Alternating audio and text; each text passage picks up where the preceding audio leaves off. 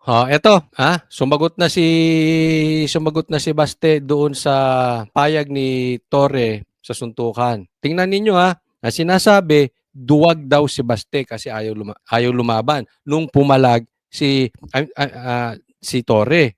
No? Maraming nagsasabing ganyan, even yung mga friends ko sinasabing ganyan. I don't think so. Bakit? Papaliwanag ko. Huwag kang mag-alala, Torre, kasi matagal ko na talaga gusto makabugbog ng unggoy. Kung gusto mo lang talaga ng suntukan, bakit kailangan mo pa ng charity? Why do you need kailangan mo pang gamitin yung nangyayari ngayon na baha dyan sa Metro Manila? If you're really serious about this, kung gusto mo yung charity na yan and you've laid some conditions, then let me lay my own conditions for the event. Kung serious ka talaga, these are my conditions.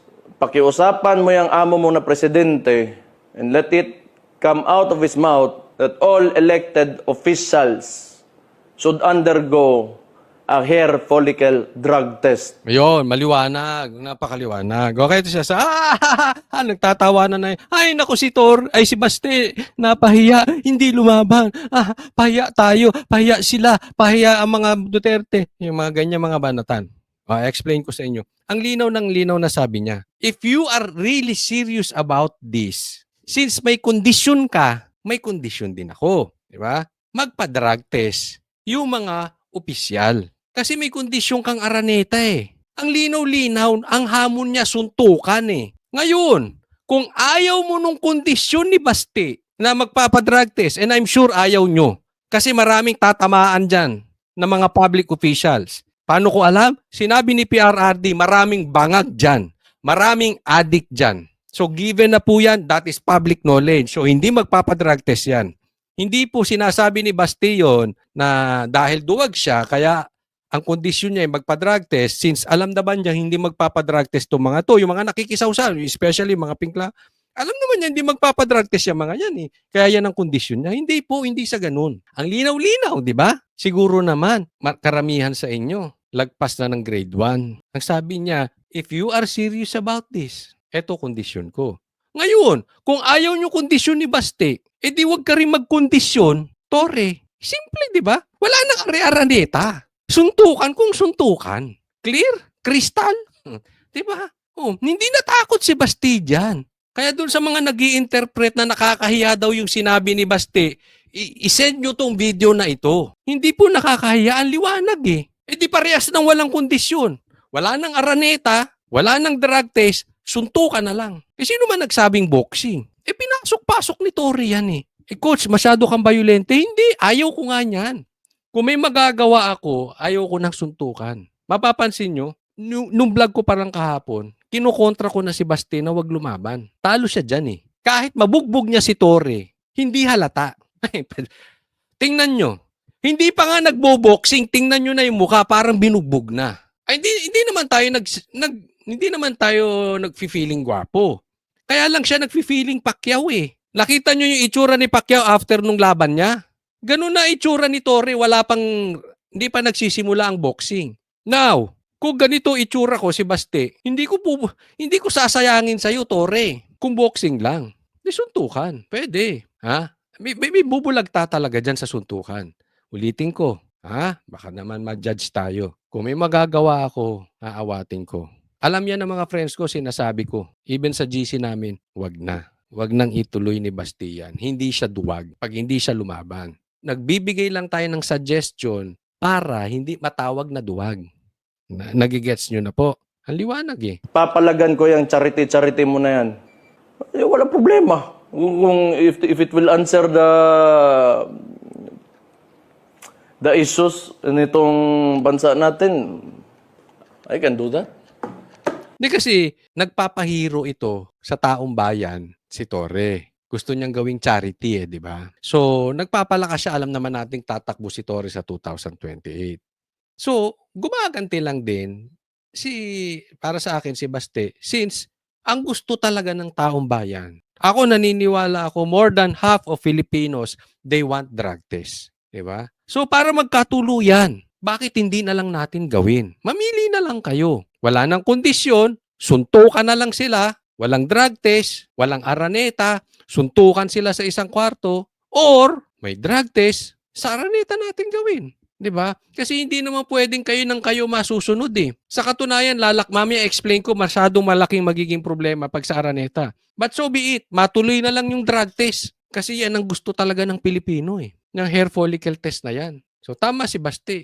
So why not? Kung 4 akos kayo, 4 akos din kami. Gawin natin. Di ba? Anong sangayon kayo doon? Hindi pwedeng puro si Torre ang masusunod. Gusto mo sa araneta, hair follicle test kayo. Ayaw nyo ng hair follicle test? Wala nang araneta. Suntukan na lang sila. Wala nang boxing. Wala nang gloves. Sa isang kwarto na lang sila. Walang barilan ha? Baka isumbong mo sa mga pulis mo eh. Walang traiduran. Sports lang. Mapakalalaki. Ano dyan? Lagay nyo. Doon sa choices, lagay nyo dyan sa baba. Ngayon, pakinggan natin ito. Ha? Ang dami kasing nakikisawsaw na mga laos. Ayan.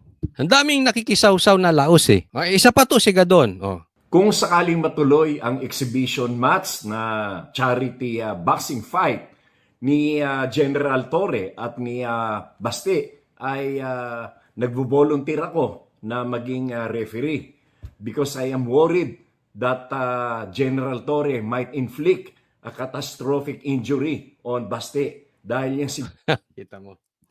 Diyan pa lang eh. Una, gusto mo maging referee. Halatang pabor ka na kay Torre. Bongbong sip-sip ka eh. Hindi ka naman pinansin ni Bongbong Marcos. 'Di ba? May napala ka ba? Naging secretary ka nga eh. Oh, anong nangyari dun sa posisyon mo? Ha? Nganga ka. Oh, sige, sip-sip ka pa ulit kay Bongbong mo. Oh, pero tingnan nyo, magre-referee ka. Bias ka na. Kung hindi ka ba naman bobo. Pangalawa, magre-referee ka. May experience ka ba maging referee ng boxing? Baka nga wala kang alam sa boxing. Baka nga hindi mo kaya mag-exercise kahit 3 rounds ng meets ng boxing. Tapos gusto mo maging referee. Di isa kang bobo. Bobo talaga to. O bakit daw? General Torre, astig yan. At merong iniinom yan na energy drink. Yan, coffee. Ito, Okay, hindi kaya pulburon yan. Siguraduhin ko lang ha, kasi umiinom daw siya eh. Baka naman, ako naniniwala ako, birds of the same feather flock together. Hindi kaya cocaine yan. Hindi kaya pulburon yan. Ano yan? Baka nakabalot lang yan. Ha? Hindi naman. Hindi kasi may namatay eh. Hindi kaya ano yan? Hindi kaya coke yan. Or MJ. Di ba? Isipin mo, kaya pala na-over, pinagsabay yung coke tsaka MJ. Tas may alak pa. Patay.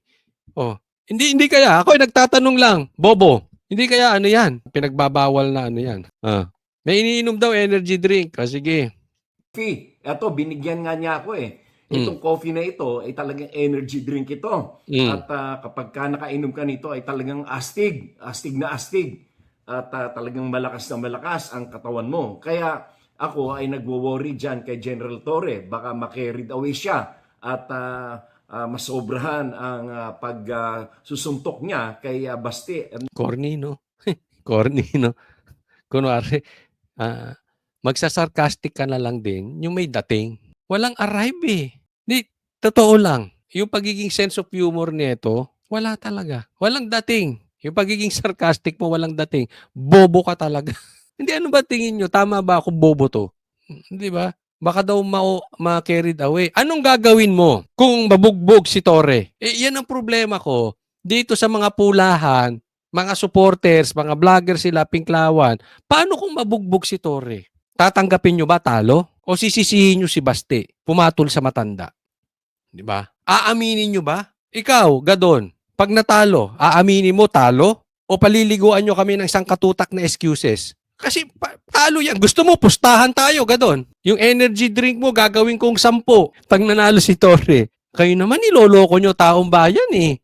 Nang-aasar lang itong mga ito ng aatat. Alam naman nilang kalalabas ang resulta. I mean, kahit sabihin natin, may training si, yung height difference, yung weight difference, and yung age difference is too much. Push up pa lang kita mo na eh. Di ba? At ayoko naman na magkaroon ng serious injury dyan dahil na ito naman ay isang sports game lamang at maganda nga ang layunin ni General Torre Astig na ito ay gawing charity fight. Kaya ako ay willing ako mag-volunteer na referee upang mabilis kumaawat sa kasakali mang magkaroon na ng talagang sakitan. Baka pinitik ka, tumumba ka eh. Kaya ako ay mag-volunteer. Referee Larry Gadon. Naks. Kita nyo, ang daming nakisawsaw. Ito mukha ngayon ng Facebook. Yung mga laos na politiko, mga laos na mga, ang daming nakisawsaw.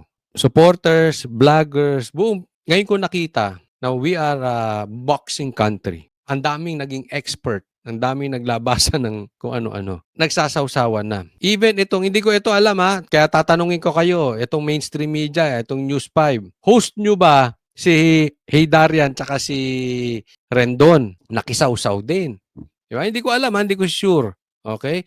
Pero naman, kaya nga sabi ko magkakagulo dito kung gagawin nating Araneta eh. Bakit? Sinong pipili ng referee? Diba? Paano kung damputin si Baste? Alam naman natin ang karakas ni Torre. Hindi sumusunod sa batas yan eh. Paano kung meron palang nagpalabas na sila ng Interpol warrant of arrest? Di ba sabi nila, basta merong Interpol warrant of arrest, bibit-bitin agad. Yung ginawa kay PRRD gagawin. Paano kung nabugbog to? Biglang, yung pala merong warrant of arrest, biglang dinala. Coach, imposible na. Wala pong imposible kay Torre. Remember this. Kung sasabihin ko sa inyo, 2 years ago na si Torre ay maghukay sa isang eskwelahan sa loob ng isang simbahan, hindi kayo maniniwala. Pero nangyari. Why? Lahat po posible kay Torre. Makuha niya pangarap niya, dadaanan kayong lahat. Sa gobyernong ito, everything is possible. Saan ka nakakita? Billions, pinagmalaki pa. Flood control projects, baha pa rin. Everything is possible in this country. Itong bobo na ito, binigyan ng posisyon as secretary. Gumawa ng posisyon. Hindi naman posisyon. Hindi naman ahensya yung pinasok po nito eh. Para lang mabigyan. Mamema lang. May masabi lang na maging secretary siya. Everything is saan kayo nakakita may mamamatay kasama ang first lady sa LA? Ano? Drug use. Kung sinabi ko yan 2 years ago, maniniwala kayo? Hindi. Ngayon nakikita nyo na everything is possible. Paano ko pagdadamputin to ng pulis? Paano nagkagulo doon? Even boxing nagkakagulo. Magkakaroon pa ng gulo yan. Bakit? Hindi pwedeng walang pupuntang Duterte fans dyan. Hindi rin pwedeng walang pupunta dyan mga komunista. Remember this. Alam natin ang karakas ng mga NPA at komunista. Even yung mga pulahan, pupunta dyan. Pinklawan, pupunta dyan. Duterte, DDS pupunta dyan. Pag ginulo tayo ng komunista, definitely pupunta ako dyan. Di ba? Sino magdi-decide? Sino? Kasi po kami sa NCAA, basketball po, may question na nga dyan. Matagal nang running yung NCAA at UAAP. Yung distribution na nga lang ng ticket, nagkakaproblema na eh. Paano kung hawak lahat nila yung ticket? Walang ibinigay sa DDS o 10% lang. Dehado si Bastiron. Kaya nga anong proposal ko? Ayaw ko na suntukan, pero kung gusto nyo talaga, kayong dalawa lang. Suntukan kayo sa kwarto. Wala kayong ipapahamak na taong bayan. Tama po ba o tama-tama? Delikado yung magkakagulo dyan. Saan po posisyon yung media? Sino ang magiging judges? Ano ang ruling dyan? Sino ang referee? Tingnan mo, delikado yan ha. Kasi yung referee, crucial yan sa boxing. Gusto pa maging referee nito. Diyan pa lang, simula pa lang, gusto nang lutuin si Baste. Paano kung meron nag-below the belt dyan? Magsusuguran yung fans. Magkakagulo yan. Torre, gusto mo yan? Really, Torre, are you serious about this? Dapat ikaw sumusolusyon sa peace and order.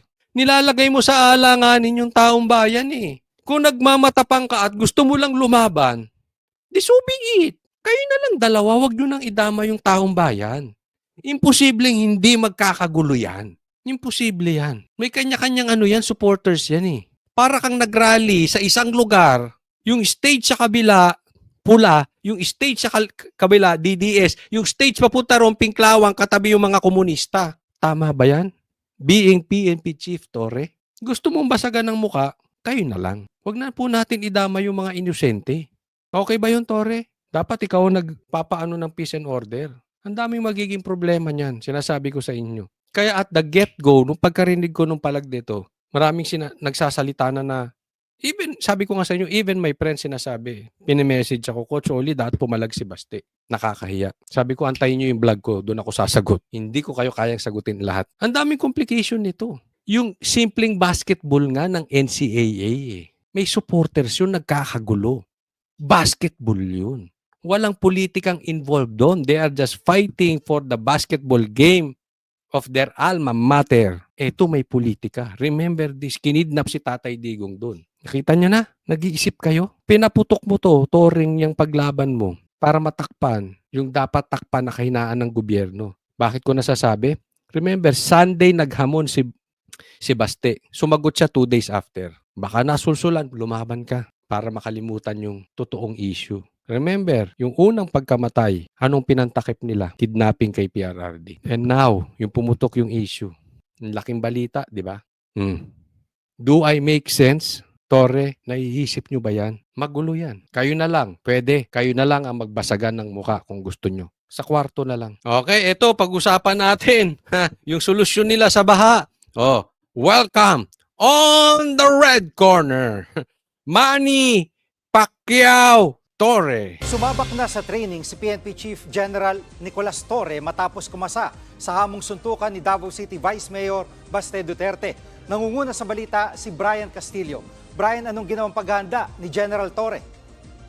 Humataw sa training itong si PNP Chief Police General Nicolas Torre III sa boxing gym ng PNP Sports Center dito sa Camp Crame. Yan ay matapos kumasa ng hepe ng PNP sa hamong suntukan ni Davao City Vice Mayor Sebastian Baste Duterte. Sumabak sa 6 na rounds ng pagkasanay itong si Torre. Feel ni Torre Kasama ang kanyang coach. Bagamat dati rin niyang nasubukan itong boxing. Noong siya ay kadete pa lamang ng Philippine National Police Academy o PNPA, aminado si Torre na malaki yung pinagbago ng kanyang pangangatawan. Mahina na nga ako eh. Buti alam mo. Diba na. Ako lang teka muna, lalagay ko lang yung picture na yan. Yan. Ako sa akin lang, request ko lang Torre. Kung talagang gusto mo ng boxing, pwede ba si General na ba ito? Alam ko promoted to eh. Si Pajardo ang ring girl. Ako na-imagine ko na Round 1. Ano kaya itsura? Hindi, kayo. Sangayon ba kayo sa akin? Ang mga round girls. Una si Aimee. Mauna na si Aimee para kung hindi man umabot ng 3 rounds, at least nandun si Aimee. May pakinabang naman siya, di ba? Mauna si Aimee. Pangalawa si De Lima. Sino pa? Si Risa. Sino pa ba? Si Princess Abante. Panghuli na ito. Sino pa ba? May naalala ko si Franz Castro. May mga ring girls na tayo. Ay, pambira, no? Pero teka muna, lilinawin ko kasi mahina ata ang comprehension ni Torre. Ang hamon po, suntukan, hindi boxing. Magkaiba po yan. Doon sa mga tunay na lalaki at dumaan sa ganitong hamunan ng suntukan, magkaiba po yun. Malayo po yun. Wag tayo alam mo, baka, kasi ginawa nila tong kitang-kita naman natin. No? Hindi natin mapagkakaila kahit itanggi ni Torre. Feel niya yan eh. Ito si Torre, mukhang camera to. Mukhang TV to. Kahit, di ba, pinapaalala ko, kaya naman na-discover ito ni Bongbong dahil dun sa road rage eh. Binigyan niya ng plataforma para makuhanan din siya ng mainstream media. Talagang mahilig sa TV ito. Basta matupad ang pangarap niya, gagawin niya. Di ba? Kaya, pansin mo, ang tingin niya sa sarili niya si Pacquiao. Ginaya na si Pacquiao, pati training naka-TV, pati training naka-media, nasa balita. So magti-training ka lang diyan sa Camp Crame. Magtatawag ka pa ng mga, wag mong sabihin hindi mo sinend yan sa GC ng mga newscaster, ng mga news channel. Sinend mo yan, magte-training ako ng ganitong oras. Punta kayo dito, 'di ba? Diyan pa lang alam mo na may pagka-fame toot. Dugtungan nyo. Fame toot. Okay na magdugtong. Nababla ang kuko hindi ko masabi yung kasi parang nauutal ako basta fame toot. Ilagay nyo diyan. 'Di ba? Iyan ang hanap niyan. Magkaiba yung Torre, suntukan, hindi boxing. Kasi yung boxing, may mga ano yan, may mga gloves, may mga ganyan, may mga TV, may mga ano, ginagawa yung ano. Na-discuss ko na ito, no? Hindi sa pagiging duwag, pero dapat kung lalaban ng suntukan, suntukan, 'di ba? Yun ang linaw naman ng hamon eh. Bobo ba kayo? Kayo bang mga pulahan, bobo? Kayo ba mga pinklawan, bobo? Kasi sinasabi nyo, si Baste, mamaya didiscuss natin, duwag daw ayaw lumaban. Eh kasi naman, pambihira, ang hamon, suntukan, lumamang ka ng boxing. Oh, para kang ano eh. 'Di ba? Gusto nyong gamitin yung sitwasyon para ikasisikat nyo. Halatang halata naman kayo. Mahina na nga ako eh. Pero marami nagka-interest sa... Halata naman, halata. Hindi, tayo naman ay, kasi marami nang masyadong naging boksingero sa Facebook. Pag tingnan mo sa Facebook, lahat magano, tun. Ang dami ng ganunan halos lahat na nasa Facebook naging boksingero eh, di ba?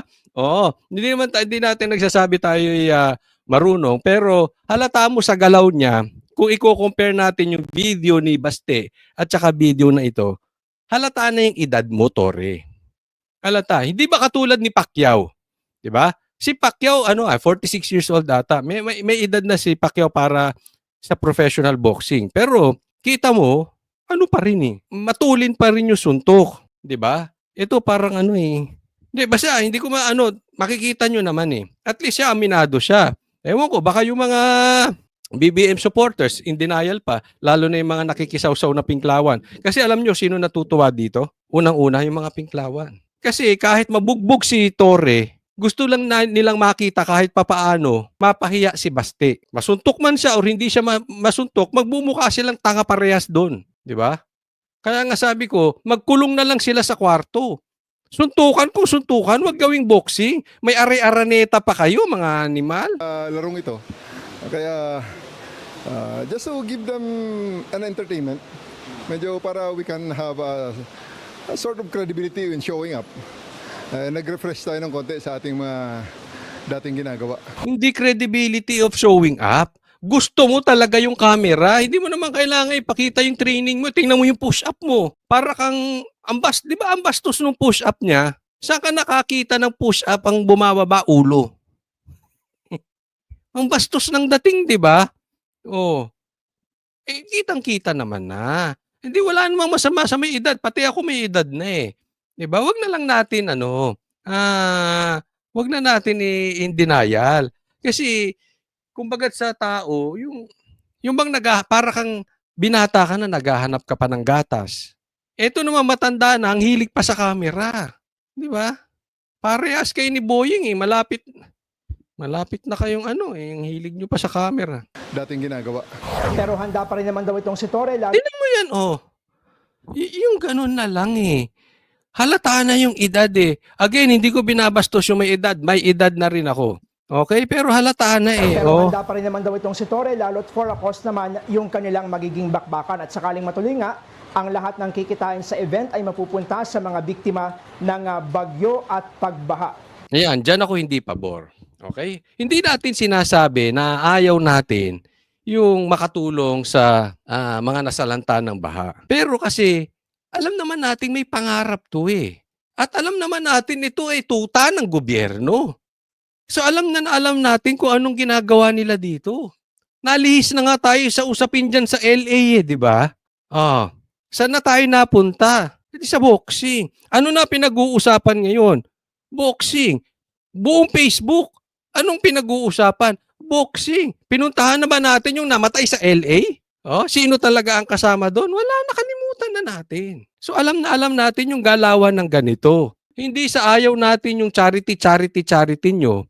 Kaya lang, ang lalabas dito, bida ka. Mabuti kang tao. May pagmamahal kayo sa mga taong bayan. Di ba ganun?